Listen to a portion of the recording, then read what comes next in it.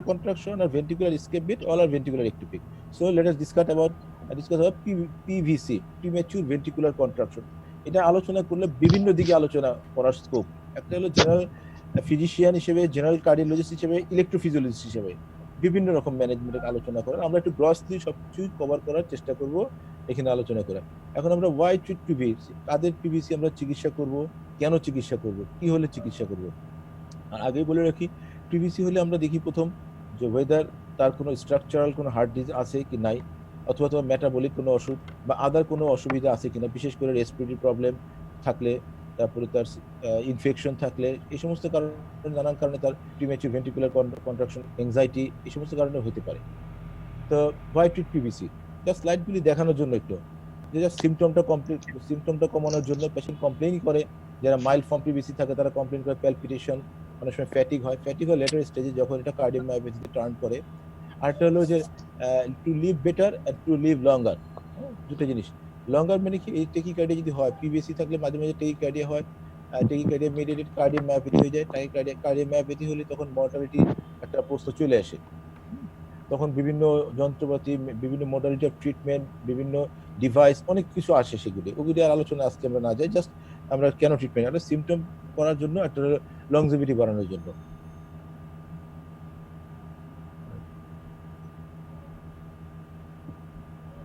Next আমরা যদি আসি, আমি ঠিক মতো চালাইতে পারতেছি না, আমি তো ওরিয়েন্টেড না হলো।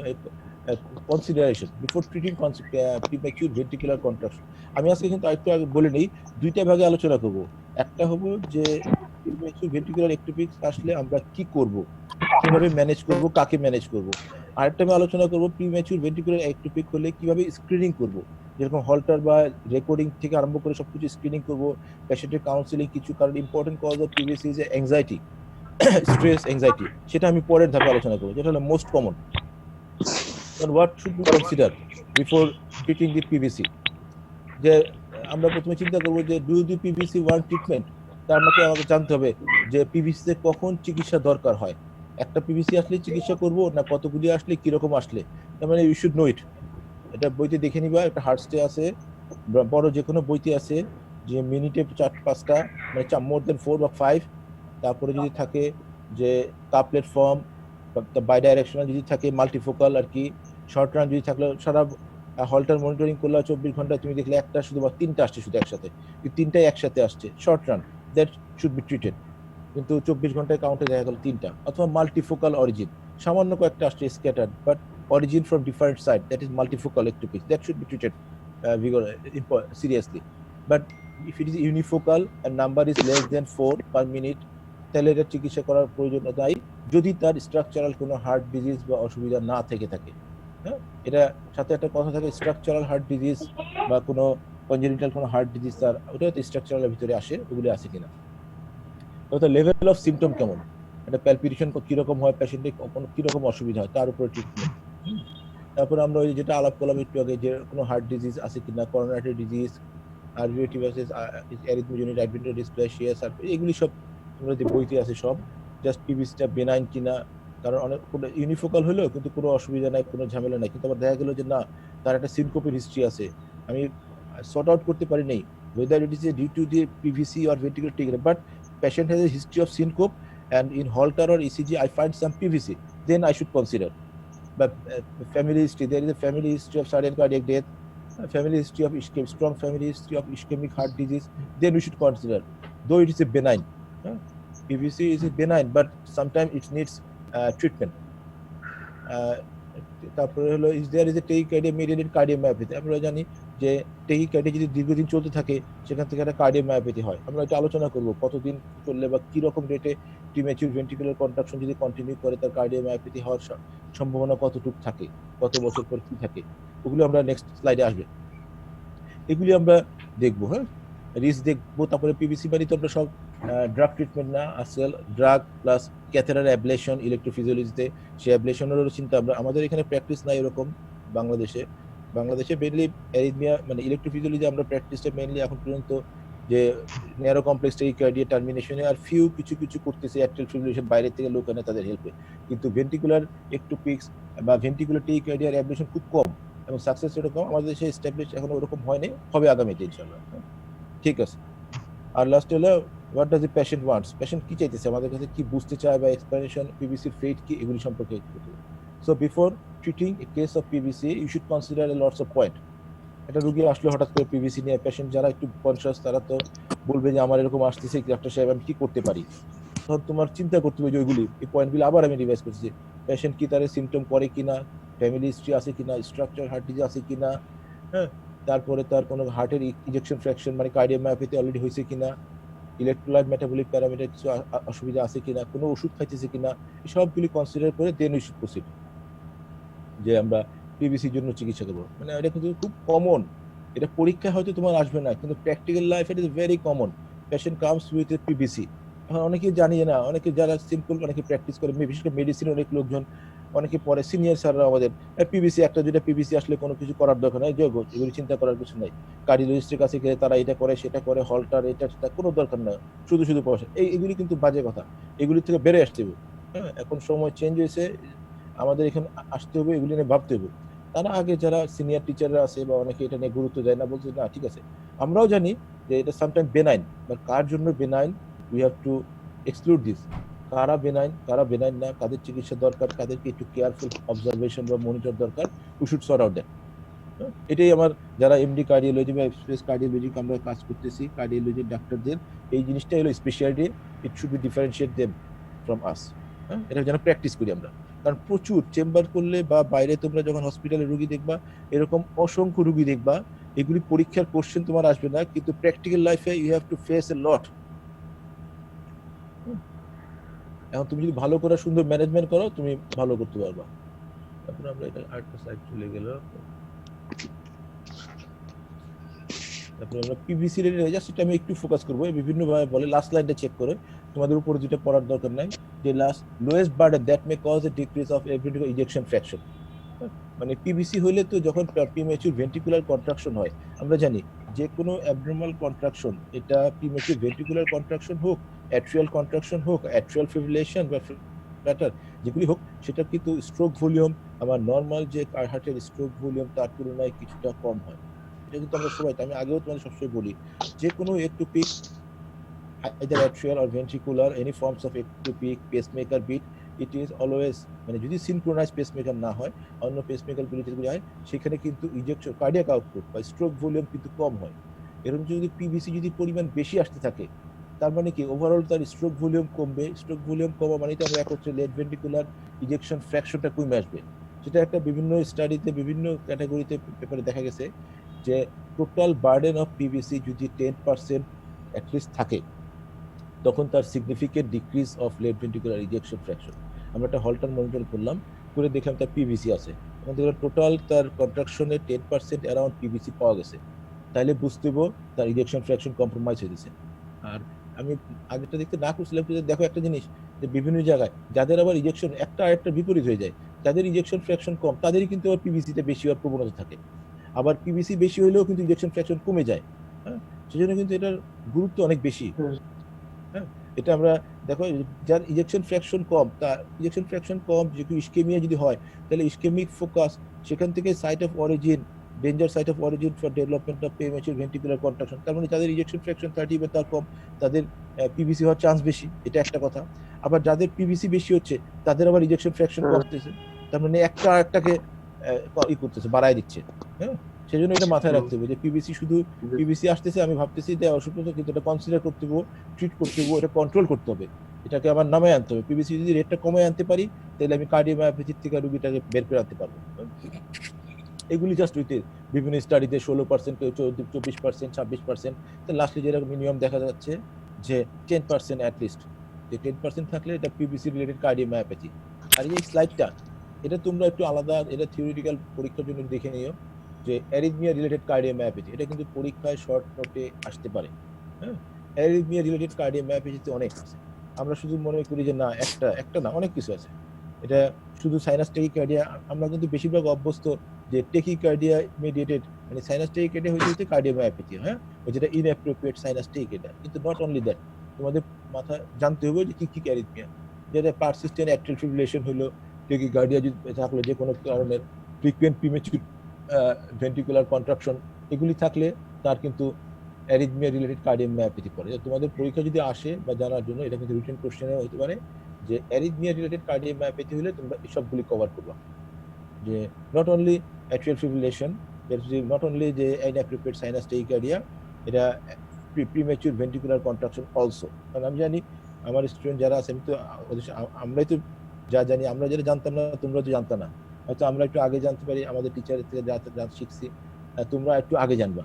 এই যে premature ventricular contraction mediated cardiomyopathy, এটা কিন্তু খুব ইগনোরড, খুব বেশি আমরা এটাতে গুরুত্ব দেই না, কিন্তু এটা গুরুত্ব দেওয়া উচিত। তারপর আমরা নেক্সট আসি, এটা জাস্ট স্লাইড মার্ক করে রিটেন কোয়েশ্চন প্রশ্নের জন্য তোমাদের দেখালাম আর কি, যেরকম একটা আসতে পারে। পিভিসি কাউন্ট ক্লিয়ার আমি চাচ্ছি না আলাপ করতে। আর এই যে আমি দুইটা জায়গা থেকে আমি একটা কিছু স্লাইড আমি তৈরি করছি নিচে, যেটা নিজে পাওয়ার পয়েন্ট, সেটা আমি দেখাবো পরে। আর এই স্লাইডটা হলো যে এই বছরের যে আমেরিকান হার্ট অ্যাসোসিয়েশন, যেটা বললাম মার্চে প্রোগ্রাম হওয়ার কথা ছিল, আমেরিকান হার্ট অ্যাসোসিয়েশনের যে কনফারেন্স হওয়ার কথা ছিল মার্চের 30 তারিখে, ওই কনফারেন্স থেকে তো ওটা পোস্টপোন হয়ে গেছে। ওই কনফারেন্স থেকে ওদের ওই ম্যাটেরিয়ালগুলি ওরা যারা রেজিস্ট্রেশন করে তাদের কাছে পাঠিয়ে দিচ্ছে, ওই হিসেবে আমি পাইছি এই স্লাইডটা। এটা এক নতুন, জাস্ট 2 মাস আগের ওদের একটা, মানে এটা suppose to presented over there. আমি ওইটা থেকে প্রথম থেকে কিছু বের করে আমি দেখলাম যেটা খুব ইন্টারেস্টিং কিছু আমার কাছে মনে হলো, ওখান থেকে কিছু বের করে আমি তোমাদের বলবো। আর এরপরে কিছু আমি দেখাবো যেটা আমি তৈরি করছি, যে আমি কিছু কালেকশন বই টই থেকে বা জায়গা থেকে। এটা হলো ওখানকার একটা স্লাইড। আর পিভিসি থেরাপি এরপরে যদি আসি, যে আমরা ট্রিটমেন্ট কি কি আছে, আমরা কিভাবে ট্রিটমেন্ট করি। পিভিসিতে আমরা ড্রাগ ট্রিটমেন্ট আছে, অ্যাবলেশন ট্রিটমেন্ট আছে, depends on the relative risk benefit.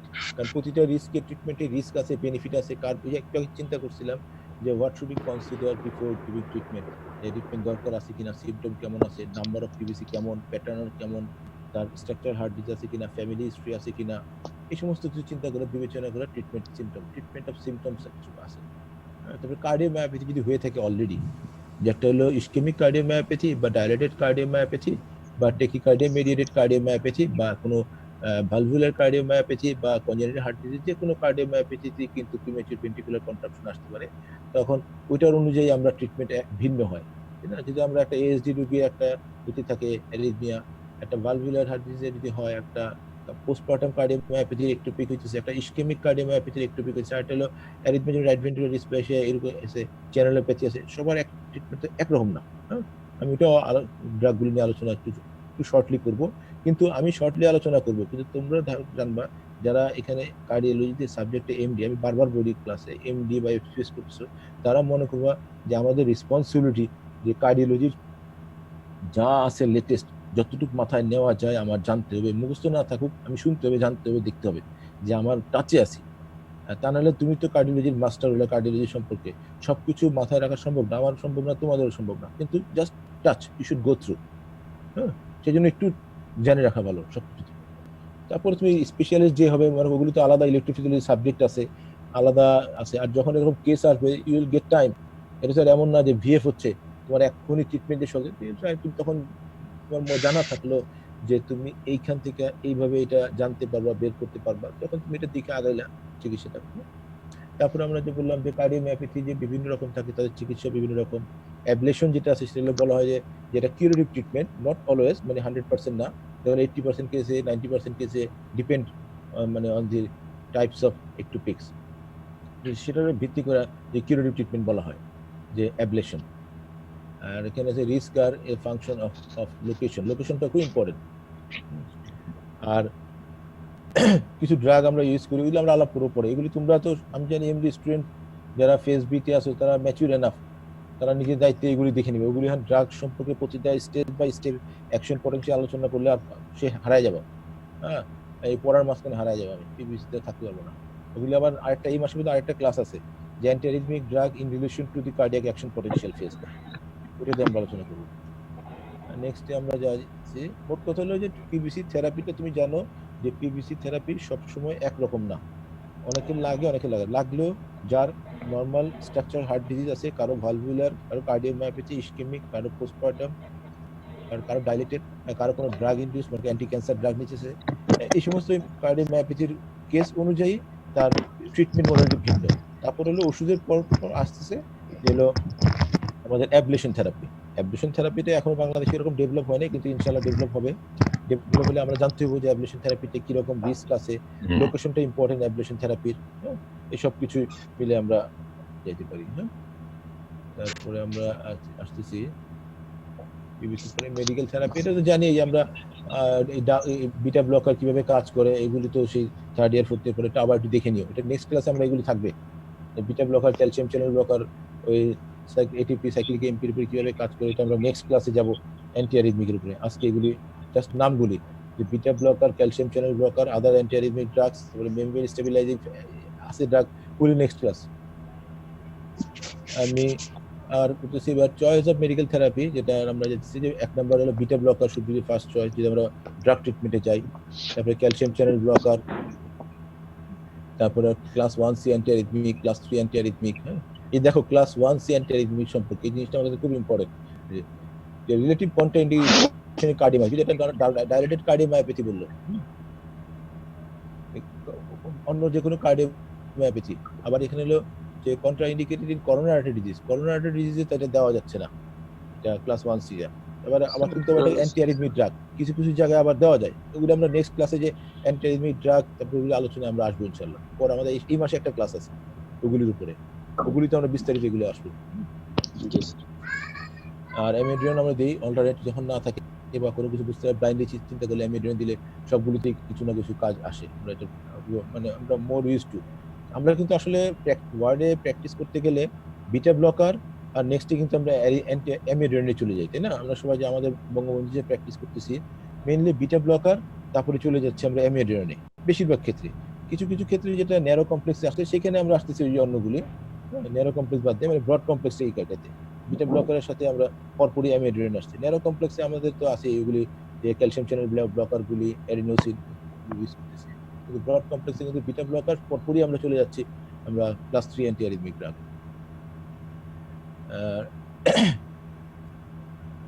তারপরে অ্যান্টি অ্যারিথমিক ড্রাগ থেরাপি যেটা ওই যেটা আলোচনা করলাম, বিভিন্ন স্টাডি দেখা গেছে যে এগুলি সবগুলি দেখার দরকার নাই, যেটা দেখো যে দেখা গেছে মেট্রোপ্রোল, ভেরাপিমেল, প্রোপাফেনন, এগুলো প্রোপাফেননেই বেশি পিভিসি বার্ডেনটা বেশি কমতেছে, পিভিসি বার্ডেনটা কমতেছে। কিন্তু আমাদের পিভিসি বার্ডেনটা কোথায় কমে বেশি? মেট্রোপ্রোল, ভেরাপিমেল। আবার পেশেন্ট কিছু মানুষ আছে অ্যান্টি অ্যারিথমিক ড্রাগ টলারেট করতে পারে না, 15 to 20% of patient anti arrhythmic drug tolerate করতে পারতেছে না। এটাও একটা আছে যে দিলাম অ্যান্টি অ্যারিথমিক ড্রাগ, এরকম যে আমাদের ওয়ার্ডে প্রায় দেখো না অ্যান্টি অ্যারিথমিক ড্রাগ দিলাম ব্র্যাডিকার্ডে হয়ে যায়, তখন আরেক মুশকিল। অনেক সময় পেসমেকার লাগায় তারপরে যদি তার অ্যান্টি অ্যারিথমিক ড্রাগ ম্যানেজ করতে হয়, এরকমও কিছু ব্যাপার আছে। আর এগুলো class 1 anti arrhythmic drug, cardiomyopathy, এগুলো আমরা নেক্সট ক্লাসের জন্য আমাদের আছে শিডিউল করা আছে অ্যান্টি অ্যারিথমিক ড্রাগস বিভিন্ন জায়গায়। এই ক্লাস ট্রায়ালটা এগুলো আমরা নেক্সট ক্লাসে আলোচনা করব। এবারে একটু আলোচনা করে নিই যে anti arrhythmic drugs therapy versus ablation, catheter ablation. বিভিন্ন স্টাডিতে দেখা গেছে, আর তোমরা তো আসলে আমাদের এখানে তো নাই, আমি তো করতে পারছি না, তোমরা তো এনআইসিবিডিতে প্লেসমেন্ট থাকে তোমাদের 15-20 দিন, তখন গেলে একটু অ্যাবলেশন যদি হয়, খুব রেয়ার অ্যাবলেশন, ভেন্টিকুলার মানে পিভিসির অ্যাবলেশন নাই বললেই চলে, করে না অলমোস্ট, ন্যারো কমপ্লেক্সটাই করে। যদি সুযোগ পাও মিস করবো না, যে ভেন্টিকুলার একটু পিক্সের যদি হয় ভিটি অ্যাবলেশন যদি করে অবশ্যই দেখার চেষ্টা করবো, যদি এটা পারা যায়। কারণ অ্যাবলেশনের মজার কথা কি, অ্যাবলেশন করতে গেলে দেখা গেছে আমি যখন বাইরে ট্রেনিং করছি যে অ্যাবলেশন করতে যায় তখন দুটোই করতে হয়। অ্যাবলেশন বেশি বেশি করতে গেলে সেটা আবার ফাইব্রোসিস হয়, ফাইব্রোসিস হয়ে আবার ওই জায়গাটায় ইস্কেমিয়া মানে ইজেকশন ফ্র্যাকশন কমায় দেয়, তখন আবার দেখা গেল আইসিডিও লাগাইতে হয়, আইসিডিও লাগাইতে হয়, আবার অ্যাবলেশনও করতে হয়। আইসিডি লাগায় তখন দেখা গেল অ্যারিথমিয়া হচ্ছে বেশি, আইসিডির ইউজ কমানোর জন্য, আইসিডির লোড কমানোর জন্য তখন আবার অ্যাবলেশন করতে হয়। আবার অ্যাবলেশন বেশি করলে আবার ওইটাও আবার ইজেকশন ফ্র্যাকশনও কম হয়, আর ইস্কেমিয়া বা অ্যারিথমিয়ার প্রবণতা আবার বাড়ে। একটা কিন্তু আরেকটারে বাড়াই দিচ্ছে, কোনো দিক দিয়ে কিন্তু নিস্তার নাই, একদিকে করতেছে ওইটা কিন্তু ওটার থেকে আবার আরেকটা তৈরি হয়ে যাচ্ছে। আমি কি কথাটা বুঝতে পারছি? কারণ জি স্যার, বুঝতে পারছি। থাকলো না, তুমি মনে করো যারা ইস্কেমিক কার্ডিও, যে কোনো একটা কার্ডিওমায়োপ্যাথি আছে বা কোনো একটা ইস্কেমিক ফোকাস থেকে সেখানে বারবার হচ্ছে, যারা আমরা অ্যাবলেশন করতেছি, মানে অ্যাবলেশন করতে গেলে তার তো ইনজেকশন ফেকশন আরো কমে বারবার, মানে একটু পিক এক জায়গা থেকে হয় না, আমরা এখানে ম্যাপিং করে বিভিন্ন জোন ভাগ করে একটু পিকটা আইডেন্টিফাই করতে হয়, সেখানে অ্যাবলেশন করতে হয়। মানে অ্যাবলেশন করলে ওই জায়গাটা ফাইব্রোসিস হয়, ফাইব্রোসিস হলে সেই জায়গাটা মাসেলটা ড্যামেজ হলো, ড্যামেজ হয়ে গেলে তখন তার হলো আরো ইনজেকশন আরো